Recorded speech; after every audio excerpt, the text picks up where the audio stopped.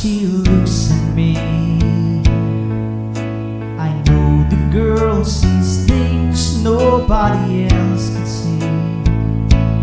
All of the secret fears inside and all the craziness I hide. She looks into my soul and reads me like nobody can.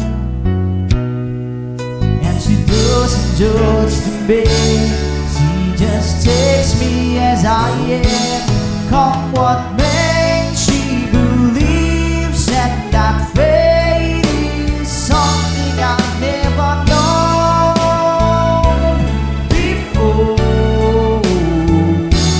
Come what may, she loves me, and that love has helped me open that door, making me look myself a little more.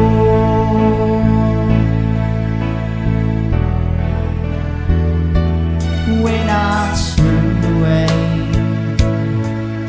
she knows those are the times there's nothing she can say, nothing that anyone can do, and so she lets me live it through.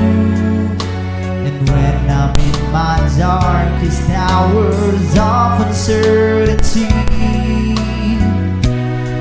she just simply lets me be and goes right on loving me.